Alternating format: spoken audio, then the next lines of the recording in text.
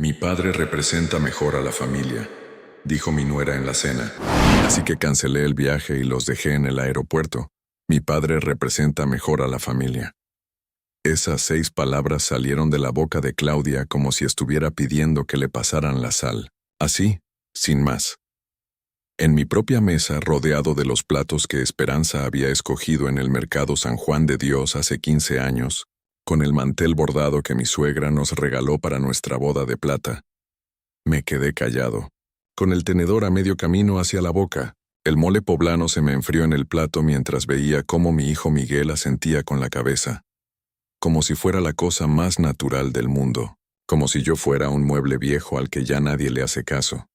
«¿Perdón?», alcancé a decir, pero Claudia ya estaba explicándole a mi nieta Sofía por qué su abuelo materno era más apropiado para acompañarlos en el viaje a Cancún que habíamos estado planeando desde enero. El viaje que yo había apartado con mis propios ahorros, con el dinero que había juntado vendiendo el tsuru que tanto me gustaba.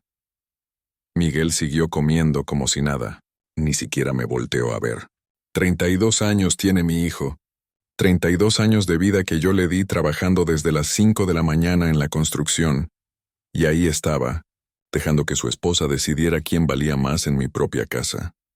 «Es que mi papá tiene más experiencia viajando», siguió diciendo Claudia, cortando la carne que yo había comprado esa misma tarde en la carnicería de Don Refugio. «Él sí sabe de hoteles buenos, de restaurantes elegantes. Ya saben cómo es, ya saben cómo es, como si yo fuera un campesino que nunca había salido de Guadalajara, como si no hubiera trabajado 3 años extra para poder llevarlos a todos a conocer el mar, como si no hubiera estado contando los días para ver la cara de Sofía cuando viera las pirámides de Chichén Itzá». Me levanté de la mesa sin decir nada. Claudia siguió hablando de lo conveniente que sería el cambio. Miguel siguió comiendo en silencio. Sofía, mi nieta de 8 años, fue la única que me preguntó a dónde iba. «No más voy por agua, princesa», le dije, acariciándole la cabecita. Pero no fui por agua. Me fui a mi cuarto, cerré la puerta, y me senté en la cama que había comprado cuando Miguel tenía 5 años y soñaba con ser astronauta. En el buró tenía guardado el sobre con los boletos de avión, 5 boletos que costaron 4 meses de mis domingos, trabajando en casa del licenciado Ramírez. 5 boletos para una semana que yo creía que sería la más bonita de nuestras vidas. Saqué mi celular y marqué un número que tenía guardado desde hacía tiempo, un número que nadie en mi familia sabía que existía. «Buenas noches», dije cuando me contestaron. «Soy Esteban Morales. Necesito hacer una cancelación». Lo que pasó en los siguientes 2 días, Miguel y Claudia no lo supieron hasta que llegaron al aeropuerto, con las maletas llenas de ropa nueva que habían comprado, con el dinero que yo les había dado para el viaje. Lo que descubrieron ese martes en la madrugada cambió todo entre nosotros para siempre. Pero esa parte viene después. Primero tengo que contarles cómo llegamos a ese momento, cómo una familia que yo creía unida se convirtió en algo que ya no reconozco. Y cómo un hombre de 68 años puede aprender que a veces el silencio duele más que los gritos, pero también puede ser más poderoso que todas las palabras del mundo. Los siguientes 2 días fueron extraños, demasiado extraños, como cuando el motor de tu carro empieza a hacer un ruido raro, pero todavía no sabes si es grave o si nomás necesita aceite. Miguel llegaba del trabajo y hablaba por teléfono en voz baja, encerrándose en el patio trasero donde creía que no lo escuchaba. Claudia andaba nerviosa, checando su celular cada 5 minutos y preguntándome cosas que nunca me preguntaba. «¿A qué hora sales mañana, suegro? ¿Va a venir alguien a la casa? ¿Necesita algo del súper?» Qué raro, pensé. En 5 años de matrimonio, Claudia nunca se había preocupado por si yo necesitaba algo del súper. Siempre compraba lo suyo. Lo de Miguel, lo de Sofía, y si sobraba espacio en el carrito, a lo mejor algo para mí. Pero ahí estaba, ofreciéndose a comprarme mi café de olla y mis cigarros delicados. «No, mija, no necesito nada», le contesté, pero ella insistía. «¿Seguro, suegro? ¿No quiere que le traiga algo especial para el viaje?» «Para el viaje». Qué chistoso. Hablaba del viaje como si todavía fuéramos juntos los 5, como si la conversación de la cena del domingo nunca hubiera pasado, como si no me hubiera dicho en mi propia mesa que su papá Representaba mejor a la familia. El lunes por la mañana, mientras desayunaba mis huevos con frijoles en la cocina, donde Esperanza me había servido durante 25 años, escuché a Claudia hablando por teléfono con alguien. Trataba de hablar bajito, pero las paredes de esta casa son delgadas y yo me levanto desde las 5 de la mañana desde hace 40 años. Uno aprende a escuchar. No, papá, ya todo está arreglado, decía. El señor va a venir con nosotros, pero en otro vuelo. Dice que prefiere viajar solo. El señor. Así me decía cuando hablaba con su familia. El señor, como si fuera el jardinero o el que viene a reparar la lavadora. Después la oí riéndose bajito. Sí, ya sé que va a ser más tranquilo sin él. Sofía también va a estar más cómoda contigo. Ya sabes cómo es, ya sabes cómo es. Otra vez esa frase, como si fuera un perro viejo que ladra mucho y asusta a los niños. Me quedé ahí sentado, con la taza de café en las manos, viendo por la ventana el árbol de limones que planté cuando Miguel era chiquito. Un árbol que ahora da frutos tan dulces que los vecinos me piden permiso para cortarlos. Un árbol que creció fuerte porque tuvo buenos cimientos, porque lo cuidé cada día, porque le di agua cuando tenía sed y lo protegí cuando había tormentas. Miguel salió para el trabajo sin despedirse. Eso tampoco era normal. Desde que se casó y se vinieron a vivir conmigo para ahorrar dinero, siempre se despedía. Nos vemos al rato, papá. ¿Necesita algo del centro? Cuídese mucho. Cosas simples, pero que me hacían sentir que todavía era su padre. Pero ese lunes no. Ese lunes tomó sus llaves, su lonche que Claudia le había preparado, y se fue como si yo fuera invisible. Claudia se quedó haciendo los quehaceres, cantando, cantando. No la había escuchado cantar en meses. Limpiaba la casa como si fuera día de fiesta, como si esperara visitas importantes, como si se estuviera preparando para algo especial. A mediodía recibí una llamada en mi celular, un número que no reconocí. Señor Morales, me preguntó una voz de mujer muy educada. Sí, soy yo. Le llamamos para confirmarle que su solicitud ha sido procesada exitosamente. Todo está listo para mañana por la mañana, tal como usted pidió. Colgué el teléfono y vi que Claudia me estaba viendo desde la cocina. ¿Quién era, suegro? Nadie importante, mija, le contesté. Nadie importante, pero sí era importante. Era la llamada que había estado esperando desde el domingo por la noche. La llamada que iba a cambiar todo lo que Miguel y Claudia creían saber sobre mí, sobre esta casa, y sobre quién realmente tomaba las decisiones en esta familia. Esa tarde me senté en mi sillón, el que está junto a la ventana donde entra el sol de las 5, y me puse a recordar. A veces cuando la vida te golpea donde más duele, uno necesita regresar al principio para entender cómo llegó hasta aquí. Me acordé del día que Miguel nació, 23 de abril de 1992, 6 de la mañana. Esperanza llevaba 12 horas de dolor en el hospital civil. Yo llevaba 12 horas caminando en los pasillos con los zapatos nuevos que me habían salido ampollas en los pies. Cuando por fin escuché su primer llanto, me puse a llorar como niño chiquito. Es un varón, me dijo la enfermera. Está sanito y fuerte, sanito y fuerte. Eso era lo único que le pedía a Dios. Que mi hijo fuera sanito y fuerte. Nunca le pedí que fuera rico ni famoso ni que me diera nietos perfectos, solo que fuera un hombre de bien. Los primeros años fueron los más bonitos de mi vida. Miguel me esperaba todas las tardes en la puerta, sucio de tierra porque se había pasado el día jugando en el patio. ¡Papá!, me gritaba desde que me veía llegar por la esquina. Corría hacia mí con los brazos abiertos y yo lo alzaba como si fuera liviano como una pluma, aunque después me doliera la espalda. ¿Qué hiciste hoy, campeón?, le preguntaba. Ayudé a mi mamá, me contestaba siempre. Y jugué a que era albañil como tú. Jugaba a que era albañil como yo. Con sus carritos de juguete hacía que construía casas, que mezclaba cemento en cubetitas de plástico. Cuando sea grande voy a trabajar contigo, papá, me decía. Vamos a hacer las casas más bonitas de Guadalajara. Los domingos íbamos a misa a San Francisco, siempre al banco número 12 del lado derecho, el que está junto al pilar donde está pintado el Sagrado Corazón.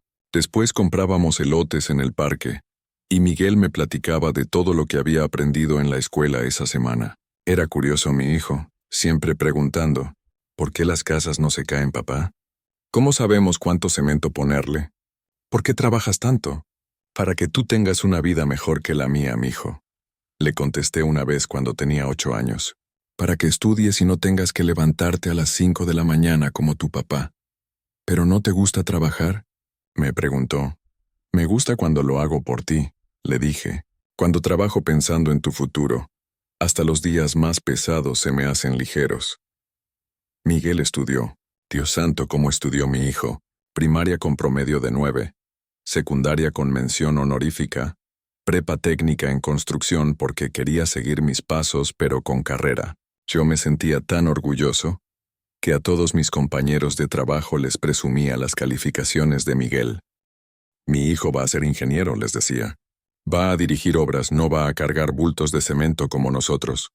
Cuando se graduó de la universidad, el 15 de julio del 2015, llegué al auditorio de la UNIVA 3 horas antes para conseguir lugar de adelante. Me puse mi único traje azul marino, el mismo que me había comprado para mi boda con Esperanza, planchado 4 veces esa semana, porque yo no paraba de arrugarlo de nervios. Ingeniero Miguel Morales González, gritó el rector por el micrófono.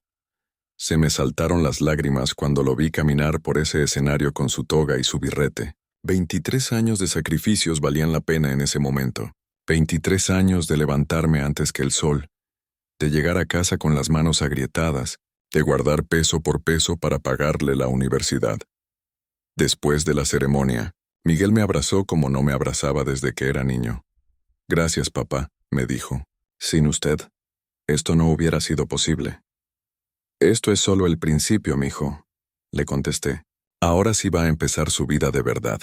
No sabía que esas serían las últimas palabras bonitas que mi hijo me diría como el hombre que me respetaba.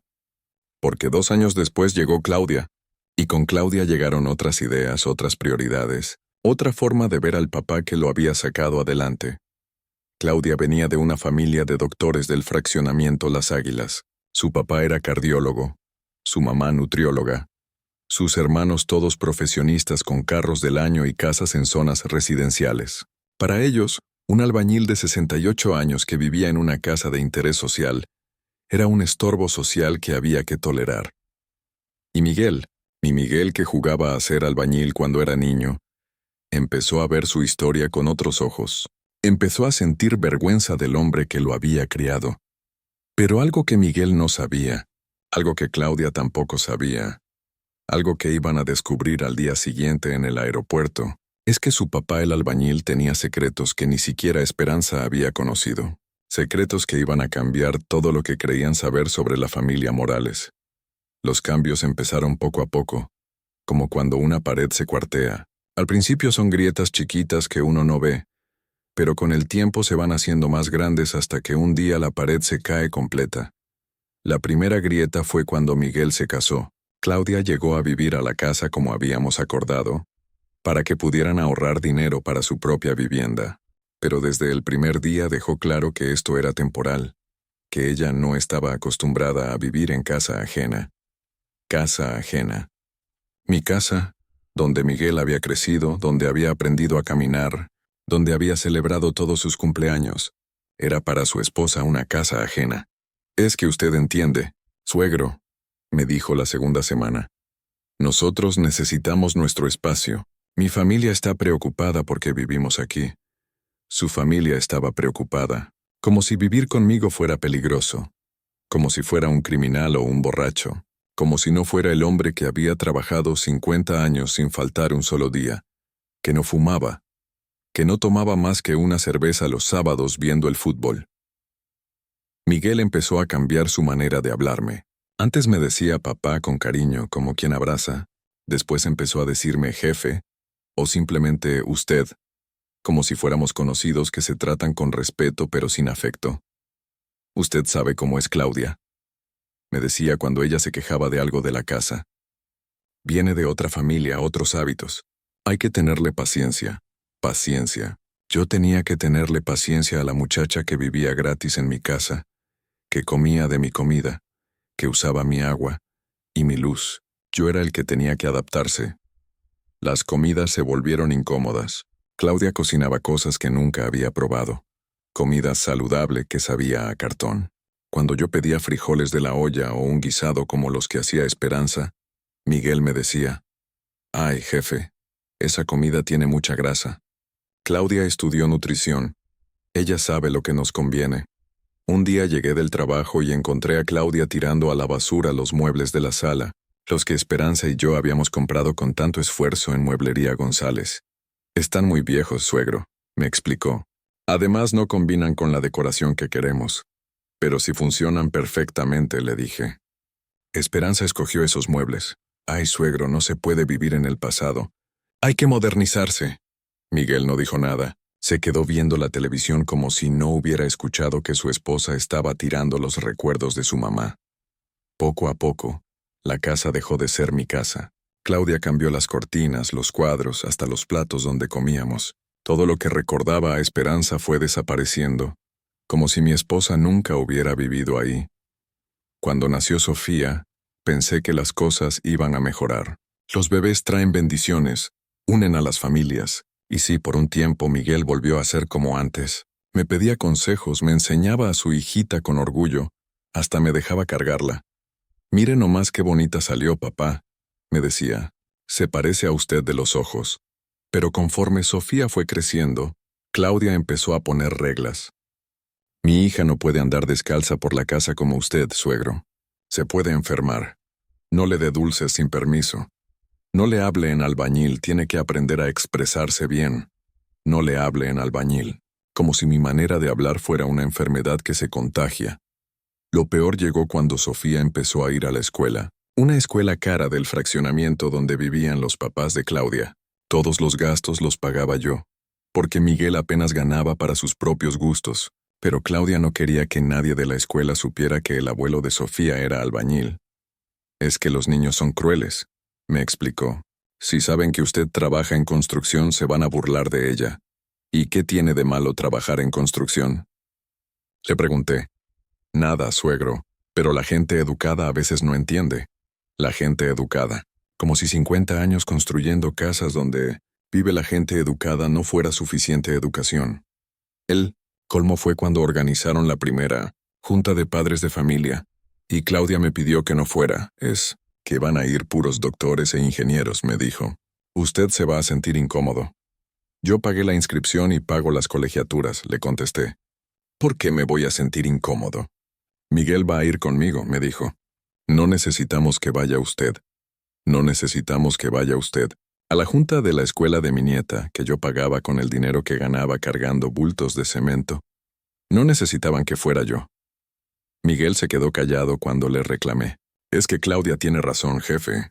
Usted no está acostumbrado a ese ambiente. Ese ambiente, el ambiente de la escuela donde estudiaba mi nieta con mi dinero». Pero lo que Miguel no sabía, lo que Claudia no sospechaba ni en sus peores pesadillas, es que mientras ellos me trataban como estorbo, yo había estado tomando decisiones que iban a cambiar toda su vida de comodidades. Decisiones que habían empezado a ponerse en marcha desde el domingo por la noche, después de esa cena donde decidieron que su papá no representaba bien a la familia. El martes por la madrugada, a las 5:15 para ser exactos, sonó mi teléfono. Era Miguel, pero no me hablaba desde casa. Se escuchaba el ruido del aeropuerto de fondo, voces nerviosas, anuncios por el altavoz. «Papá», me dijo, y esa palabra sonó diferente. No como en los últimos años cuando me decía jefe o usted. Sonó como cuando era niño y se había metido en problemas. «Papá, hay un problema con los boletos». «¿Qué problema?», le pregunté, aunque ya sabía perfectamente cuál era el problema. «Dice que están cancelados. El sistema marca que usted canceló todo el viaje ayer por la mañana». Me quedé callado un momento. Por la ventana de mi cuarto veía el árbol de limones que tanto le gustaba a Sofía. El mismo donde Miguel se subía cuando tenía 6 años para alcanzar los limones más dulces. «Sí», le dije. «Los cancelé». Silencio. Un silencio largo, pesado, como cuando se va la luz en toda la colonia y no sabes si va a regresar pronto. «¿Por qué?», me preguntó. «Porque Claudia tenía razón», le contesté con voz tranquila. «Su papá representa mejor a la familia». Escuché cómo le tapaba el teléfono para hablar con Claudia. Voces alteradas, susurros desesperados. Después volvió a hablarme. «Papá, no entiendo. ¿Canceló todo el viaje por un malentendido?». No fue un malentendido, Miguel. Fue una decisión muy pensada. Claudia dijo que su papá era más apropiado para acompañarlos, que tenía más experiencia viajando, que sabía de hoteles elegantes. Así que decidí que era mejor que se fueran con él. Pero papá... Pero nada, mijo. Ustedes dos tenían razón. Un albañil de 68 años no tiene nada que hacer en un hotel de Cancún. Un hombre que trabaja con las manos no sabe comportarse en restaurantes elegantes. Un abuelo que habla en albañil no representa bien a la familia. Papá, no fue para tanto. ¿No fue para tanto? Le subí un poquito la voz. Apenas lo suficiente para que entendiera que estaba hablando en serio. Miguel, en mi propia mesa, comiendo la comida que yo compré, tu esposa me dijo que yo no era suficientemente bueno para acompañar a mi propia nieta, y tú te quedaste callado. Otro silencio, esta vez más largo. ¿Y ahora qué vamos a hacer?, me preguntó. Las maletas ya están hechas, Sofía está llorando. Ahora van a llamar al papá de Claudia, le contesté. Él sí sabe de hoteles buenos, ¿verdad? Él sí puede pagar un viaje así sin problemas. Él sí representa bien a la familia. Papá, usted sabe que el doctor Hernández no puede... ¿No puede qué, Miguel? Se quedó callado otra vez, porque sabía exactamente qué no podía hacer el doctor Hernández. No podía pagar un viaje de 35,000 pesos de la noche a la mañana. No podía cancelar sus cirugías para irse una semana a Cancún. No podía hacer lo que yo había hecho. Trabajar sábados y domingos extras durante 4 meses para juntar el dinero. Mire, papá, me dijo. Y ahí estaba otra vez el papá. Regresamos ahorita y hablamos bien. Esto se puede arreglar. No, le dije. No se puede arreglar. Porque no es problema de dinero, Miguel. Es problema de respeto. Y el respeto no se compra con disculpas de último momento cuando ya no tienen de otra. Colgué el teléfono. Me levanté, me puse mi ropa de trabajo y me preparé mi café como todos los días desde hace 40 años. Por la ventana de la cocina vi llegar el taxi que los había llevado al aeropuerto. Vi bajar a Miguel con cara de funeral, a Claudia llorando, a Sofía preguntando por qué no se iban de viaje. Cuando Miguel tocó la puerta, no le abrí inmediatamente. Lo dejé tocar 3 veces antes de ir a abrirle. Buenos días, le dije como si fuera cualquier día normal. Papá, necesitamos hablar. Ya hablamos, Miguel. ¿En el aeropuerto? No, papá. Necesitamos hablar bien. Lo dejé pasar. Claudia entró detrás de él con los ojos rojos de llorar. Sofía corrió a abrazarme. Abuelo, ¿por qué no nos vamos de viaje? Porque a veces los planes cambian, princesa. Le dije, cargándola. Pero no te preocupes. Los abuelos que saben representar bien a la familia encuentran la manera de arreglar las cosas. Miguel y Claudia se miraron. En sus ojos vi algo que no había visto en años. Algo que creí que habían perdido para siempre. Miedo. Miedo de que su papá, el albañil, el que no sabía de hoteles elegantes, el que hablaba en albañil, supiera cosas que ellos no sabían. Cosas que estaban a punto de descubrir. Siéntense, les dije, señalando la mesa del comedor. La misma mesa donde Claudia había decidido que su papá representaba mejor a la familia. Miguel se sentó nervioso, jugando con las llaves del carro. Claudia tenía las manos temblorosas y no sabía dónde poner la mirada. Sofía se fue a su cuarto a jugar, como siempre hacía cuando los adultos tenían conversaciones serias. Papá, empezó Miguel. Entiendo que se sintió mal por lo que dijo Claudia, pero no se trata de que me haya sentido mal, lo interrumpí. Se trata de que ustedes dos tienen una idea muy equivocada de quién soy yo. Claudia se atrevió a hablar por primera vez desde que llegaron del aeropuerto. Suegro, yo no quise ofenderlo. Solo pensé que mi papá, tu papá, le dije viendo directo a los ojos, es un buen hombre, un doctor respetable, con una casa bonita y un carro del año. Pero hay cosas que tu papá no puede hacer, Claudia, cosas que solo puede hacer este albañil que tanto los avergüenza. Se quedaron callados. Miguel me veía como cuando era niño y sabía que había hecho algo malo, pero todavía no sabía qué castigo le tocaba. ¿Saben por qué cancelé el viaje?, les pregunté. ¿Porque se enojó?, contestó Claudia. No, lo cancelé porque tenía derecho a hacerlo. ¿Derecho?, preguntó Miguel. ¿Qué derecho? Me levanté y fui a mi cuarto. Del cajón de abajo de mi ropero saqué una carpeta que tenía guardada desde hace años. Una carpeta que Esperanza había visto solo una vez, Cuando me hizo prometer que nunca la iba a usar para presumir, regresé a la mesa y puse la carpeta enfrente de ellos. «Ábrela», le dije a Miguel. Miguel abrió la carpeta con manos temblorosas. Lo primero que vio fue una hoja con el membrete de la agencia de viajes, el contrato del viaje a Cancún, 5 personas, con mi nombre como titular de la reserva y mi tarjeta de crédito como garantía. Esto ya lo sabíamos. «Papá», dijo Miguel, «sigue viendo». La siguiente hoja era el estado de cuenta de mi tarjeta de crédito. Claudia se acercó para ver mejor. Sus ojos se abrieron como platos cuando vio el límite de crédito. 250,000 pesos. «¿De dónde sacó usted una tarjeta así?», preguntó Claudia. «Sigue viendo», le dije a Miguel.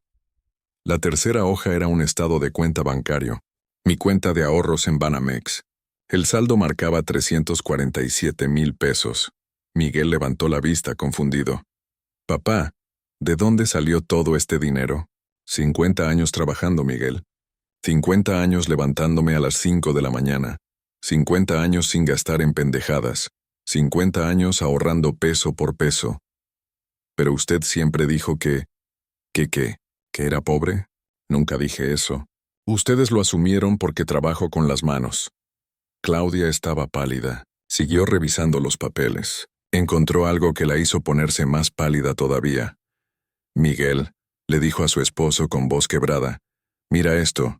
Era el título de propiedad de la casa donde vivían, donde habían vivido gratis durante 5 años, donde Claudia había tirado los muebles de Esperanza porque no combinaban con su decoración. «Esta casa está completamente pagada desde hace 15 años», les dije.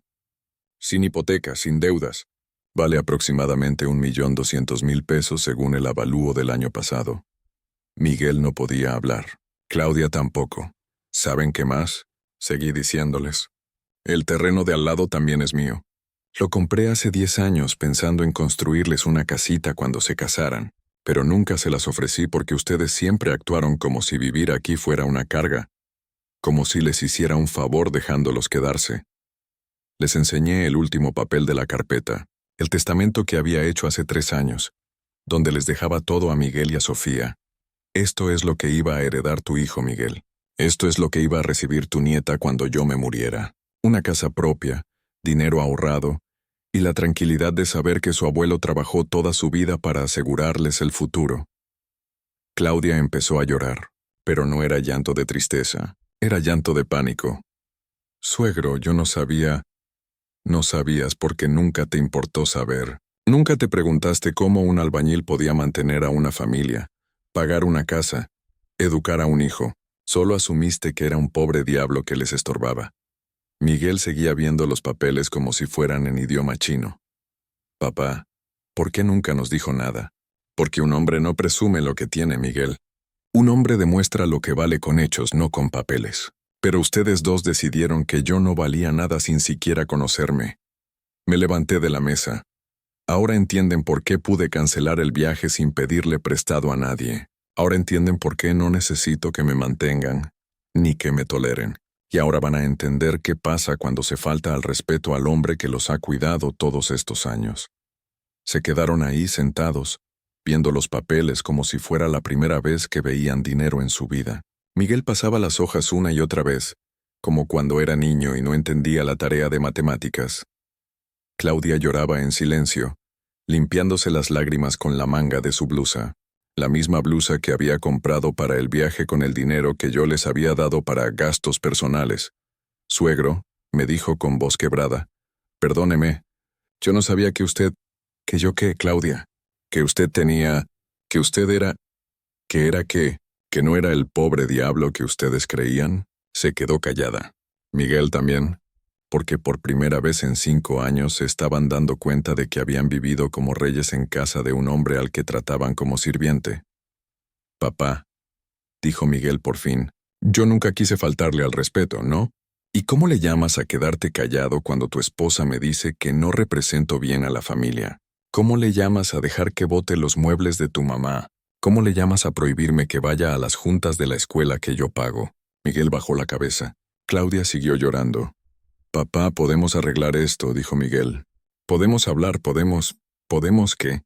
¿Fingir que esto nunca pasó? ¿Seguir viviendo como si nada hasta la próxima vez que me humillen en mi propia casa? Me acerqué a la ventana y me quedé viendo el patio donde Miguel había jugado de niño. El mismo patio donde ahora Claudia tendía su ropa como si fuera la dueña del lugar. ¿Saben qué es lo que más me duele? Les dije sin voltearme. No es que me hayan faltado al respeto. Es que mi propio hijo haya permitido que me falten al respeto. Papá.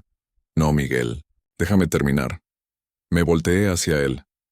Tu mamá y yo te criamos para que fueras un hombre de bien. Te enseñamos a respetar a los mayores, a valorar el trabajo honesto, a defender a tu familia. ¿Dónde quedó todo eso? Miguel no podía contestar, porque sabía que tenía razón. ¿Sabes qué me dijo tu mamá antes de morir? Le pregunté. Me dijo, Esteban Miguel va a cuidarte cuando yo ya no esté. Es un buen muchacho, nunca te va a fallar. Y yo le prometí que sí, que Miguel era un hombre de palabra. Claudia se levantó de la mesa. Suegro, por favor, díganos qué tenemos que hacer para arreglar esto. La miré fijamente. ¿Qué tienen que hacer? Nada, Claudia. Ya no tienen que hacer nada. ¿Cómo que nada? Ya tomé mis decisiones. Desde el domingo por la noche, cuando decidieron que su papá representaba mejor a la familia. Yo también decidí algunas cosas. Miguel se puso pálido. ¿Qué decisiones, papá? Fui otra vez a mi cuarto y saqué otra carpeta. Esta era más nueva, con papeles que había firmado ayer por la mañana mientras ellos empacaban sus maletas, para el viaje que nunca iba a suceder. Siéntense, les dije, regresé a la mesa y puse la carpeta nueva enfrente de ellos. Miguel, ¿te acuerdas de don Aurelio Vázquez? El señor que vendía terrenos. Él mismo. Ayer por la mañana fui a verlo. Le vendí el terreno de al lado, el que había comprado para construirles su casita. ¿Lo vendió? Preguntó Claudia con pánico en la voz. Lo vendí, en efectivo. 200,000 pesos que ya están en mi cuenta del banco. Miguel abrió la boca, pero no le salieron palabras. También fui al banco. Seguí diciéndoles. Cambié mi testamento. Ahora la casa la hereda directamente Sofía cuando cumpla 18 años. Ustedes pueden seguir viviendo aquí, pero como inquilinos de mi nieta, no como dueños. Papá, no puede hacer eso. No puedo. Es mi casa, Miguel. Mi dinero. Mis decisiones. Claudia estaba temblando. ¿Y nosotros qué vamos a hacer? Lo que han hecho siempre, le contesté. Vivir de mi trabajo, solo que ahora sabiendo exactamente quién mantiene a quién en esta familia. Miguel se levantó de la mesa. Papá, esto no está bien. Somos familia. Somos familia cuando les conviene, Miguel. Cuando necesitan dinero para el viaje, somos familia. Cuando necesitan casa gratis, somos familia. Cuando necesitan quien cuide a Sofía, somos familia. Pero cuando se trata de respeto, de consideración, de tratarme como el hombre que los ha mantenido todos estos años, entonces ya no somos familia. Pero papá, pero nada. Mi voz se puso firme. Ahora van a aprender qué se siente vivir con alguien que sí sabe cuánto valen las cosas. Y van a aprender a respetar al hombre que todavía tiene el poder de cambiarles la vida de un día para otro.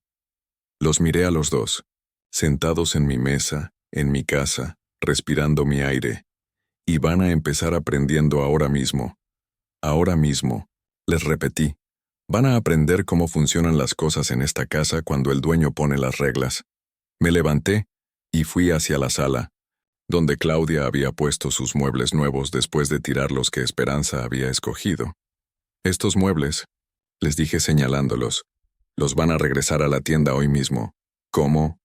Preguntó Claudia. ¿Cómo escuchaste? Hoy mismo. En mi casa se quedan los muebles que yo decida.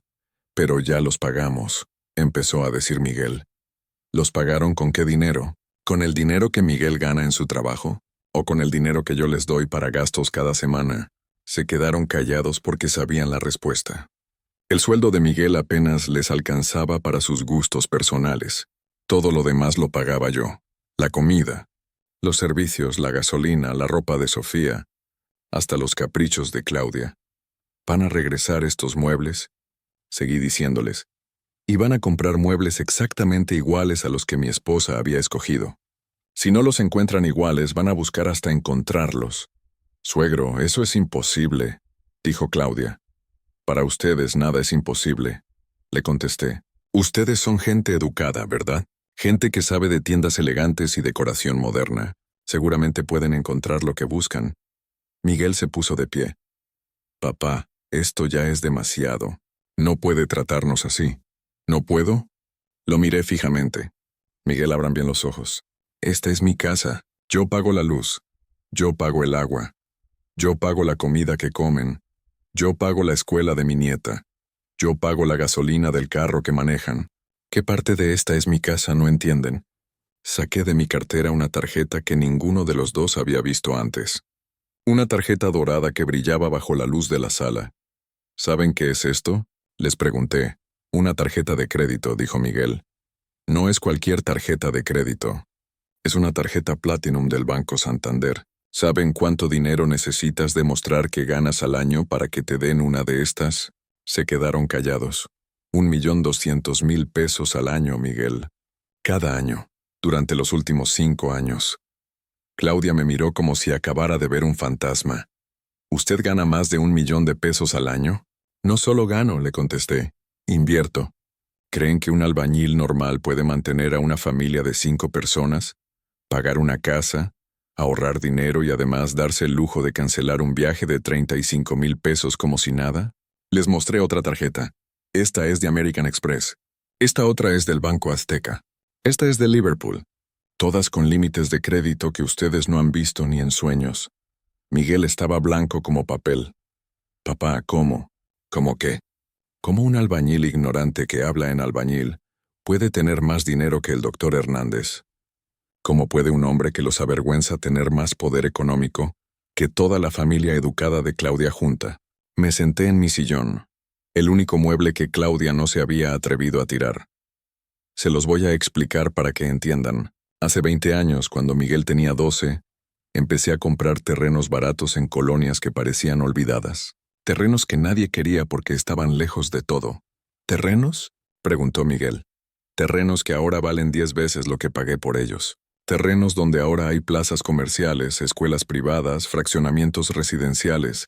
Saqué otro papel de mi carpeta. ¿Ven esto? Avalúo del terreno donde está el Walmart de López Mateos. Ese terreno era mío. Lo vendí hace 3 años por 4 millones de pesos. Claudia se desmayó. No literalmente, pero se puso tan pálida que tuvo que sentarse en el piso. ¿4 millones? Preguntó Miguel con voz quebrada. 4 millones. Y ese era uno de los baratos. Les mostré otra hoja. Este otro terreno, donde ahora está la Plaza San Patricio, lo vendí por 6 millones. Este otro, donde construyeron el fraccionamiento Las Palmas, 8 millones.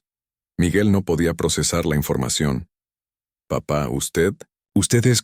¿Qué soy, Miguel? ¿Millonario? Sí. ¿Rico? Sí. ¿Poderoso también? Pero sobre todo, soy el hombre que ustedes han estado tratando como estorbo durante 5 años. Me levanté y me paré enfrente de ellos. Ahora entienden por qué pude cancelar el viaje sin pestañear. Ahora entienden por qué no necesito que me mantengan ni que me toleren. Y ahora van a entender qué significa haberse metido con el hombre equivocado. Claudia empezó a llorar otra vez, pero estas lágrimas eran diferentes. Eran lágrimas de terror. Suegro, perdónenos, no sabíamos. No sabían porque nunca les importó saber. Porque para ustedes yo era invisible, un mueble viejo que estorbaba en su vida perfecta. Miguel se acercó a mí. Papá, ¿qué va a hacer con nosotros? Lo miré a los ojos. Los mismos ojos que me veían con admiración cuando era niño, que ahora me veían con miedo. Eso, le dije, depende de ustedes. Depende de ustedes, les repetí, porque van a tener que demostrarme que merecen seguir viviendo en esta casa. Miguel y Claudia se miraron entre ellos, como 2 niños que acababan de romper algo muy caro y no sabían cómo arreglarlo. ¿Qué tenemos que hacer?, preguntó Miguel. Primero, les dije, contando con los dedos, van a ir ahora mismo a regresar esos muebles y a buscar exactamente los mismos que tenía Esperanza. Si no los encuentran, van a mandar a hacer unos iguales. Con su dinero, no con el mío. Pero suegro, dijo Claudia, con lo que gana Miguel no nos alcanza para... Entonces van a buscar la manera. Claudia, tú estudiaste nutrición, ¿verdad? Puedes trabajar. Miguel, tú puedes buscar trabajos de fin de semana. O pueden pedirle prestado al doctor Hernández, que según ustedes representa tan bien a la familia. Claudia se puso roja. Sabía perfectamente que su papá no tenía dinero líquido para préstamos grandes. Toda su riqueza estaba en su consultorio, en sus equipos médicos, en inversiones que no se podían tocar fácilmente. Segundo, seguí diciéndoles, van a pagarme renta por vivir aquí. ¿Renta?, preguntó Miguel. 5,000 pesos al mes, muy barata para una casa de esta zona. Pero considerando que son familia, les voy a hacer descuento. Papá, 5,000 pesos es casi la mitad de lo que gano. Entonces van a aprender a administrar su dinero como adultos responsables. O van a buscar dónde vivir con lo que puedan pagar. Los dos sabían que no había otra casa donde pudieran vivir con 5,000 pesos al mes. Los departamentos más baratos del rumbo costaban 8,000, sin contar servicios. Tercero, continué, van a pagarme los gastos de Sofía, la escuela, la ropa, los útiles, todo. Pero papá, pero nada. Ustedes decidieron que yo no representaba bien a la familia para ir a las juntas de la escuela. Perfecto. Entonces ustedes se hacen cargo de todos los gastos. Claudia empezó a hacer cuentas mentalmente. Se veía la desesperación en su cara cuando se dio cuenta de que los números no le salían. Cuarto, seguí sin piedad. Van a pedirme permiso para cualquier cambio que quieran hacer en la casa. Si quieren comprar algo, si quieren mover algo, si quieren tirar algo, me preguntan primero. Eso no es justo, dijo Claudia. ¿No es justo? La miré con dureza. ¿Cómo no iba a ser justo que el dueño de la casa decida qué se hace en su propiedad? ¿O creen que es más justo que los invitados tiren los muebles del dueño sin permiso? Se quedó callada. Y quinto, terminé. Van a tratarme con el respeto que merezco. Nada de suegro, dicho con fastidio. Nada de quejas por mi manera de hablar. Nada de esconderme cuando vengan sus amigos educados. Miguel se quedó parado ahí, viendo el piso como cuando era adolescente y había llegado tarde a la casa. ¿Y si no podemos cumplir con todo eso?, preguntó. Entonces van a buscar dónde vivir, porque esta casa es mía, Miguel. Y yo decido quién vive aquí y en qué condiciones. Claudia levantó la vista. Suegro, digo, don Esteban, ¿nos está corriendo? No los estoy corriendo, le contesté. Les estoy dando la oportunidad de quedarse, pero van a quedarse sabiendo exactamente cuál es su lugar en esta familia. Me fui a la cocina y me serví un vaso de agua. Los dejé ahí, en la sala, discutiendo en voz baja. Alcancé a escuchar pedazos de su conversación. No podemos pagar todo eso, decía Claudia. Tenemos que encontrar la manera, contestaba Miguel. ¿Por qué no me dijiste que tu papá tenía tanto dinero? Yo no sabía. Nunca me dijo nada. ¿Y ahora qué vamos a hacer? No lo sé, Claudia. No lo sé. Regresé a la sala. ¿Ya decidieron?, les pregunté. Miguel me vio con los ojos rojos. Papá, vamos a hacer todo lo que nos pide. Pero por favor, no nos quite la casa. Sofía está muy acostumbrada a vivir aquí. Sofía puede seguir viviendo aquí todo el tiempo que quiera, le contesté. Es mi nieta y esta siempre va a ser su casa. Ustedes son los que tienen que ganarse el derecho de quedarse. Claudia se limpió las lágrimas. Don Esteban, le prometo que las cosas van a cambiar. Le prometo que le vamos a tener el respeto que se merece. Las promesas se las lleva el viento, Claudia. Los hechos es lo que cuenta. Me senté otra vez en mi sillón.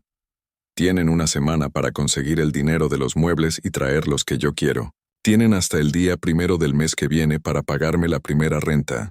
Y desde hoy mismo van a empezar a tratarme como se debe. Sí, señor, dijo Miguel. Sí, señor, ¿qué? Miguel me miró confundido. Sí, señor, papá. Mejor porque soy tu papá, Miguel.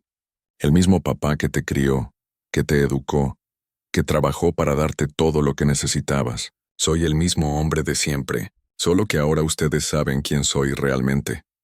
Los miré a los dos. Y ahora van a aprender que respetar a tu padre no es solo cuando necesitas algo de él. Es todos los días, en cada conversación, en cada decisión que tomes. Claudia asintió con la cabeza. Sí, don Esteban, entendemos. Perfecto, les dije, porque esto es solo el principio. Ahora que saben quién manda realmente en esta casa, van a aprender a vivir con esa realidad. Han pasado 6 meses desde aquel martes en el aeropuerto. 6 meses desde que Miguel y Claudia descubrieron que el albañil ignorante que los avergonzaba tenía más poder del que jamás imaginaron. Las cosas cambiaron, pero no como en las películas donde todo se arregla con un abrazo y todos viven felices para siempre. La vida real no funciona así. Cuando se rompe la confianza, cuando se pierde el respeto, las cosas nunca vuelven a ser exactamente igual que antes. Miguel y Claudia cumplieron con todo lo que les pedí. Regresaron los muebles y compraron otros iguales a los que Esperanza había escogido. Claudia consiguió trabajo en un consultorio nutricional y Miguel empezó a dar clases los sábados en una escuela técnica. Entre los dos juntaron el dinero para pagarme la renta y los gastos de Sofía. Me tratan con respeto ahora. Claudia me dice don Esteban con cariño, no con fastidio. Miguel volvió a decirme papá y me pregunta mi opinión antes de tomar decisiones importantes. Cuando vienen sus amigos a la casa me presentan con orgullo. Él es mi papá, es un empresario muy exitoso. Empresario. Qué palabra tan elegante para un albañil que supo invertir bien su dinero. Pero hay algo que se perdió para siempre, esa inocencia de cuando Miguel era niño, y me veía como su héroe sin saber cuánto dinero tenía en el banco. Ese amor puro de cuando Claudia llegó a la familia y me respetaba porque era el papá de su esposo, no porque tuviera propiedades que valen millones. Ahora me respetan, sí, pero también me tienen miedo. Y el respeto que nace del miedo nunca es igual al respeto que nace del amor. Sofía, mi nieta, es la única que sigue igual conmigo. Para ella sigo siendo el abuelo que la lleva al parque, que le compra helados, que le cuenta cuentos antes de dormir. Los niños no entienden de dinero ni de poder, solo entienden de cariño. El otro día me preguntó, abuelo, ¿por qué mis papás están tan serios últimamente? A veces los adultos tenemos que aprender lecciones difíciles, princesa. Le contesté, pero no te preocupes. Tu familia te ama y eso nunca va a cambiar. Y es cierto, a pesar de todo lo que pasó, seguimos siendo familia, solo que ahora es una familia donde todos conocen su lugar.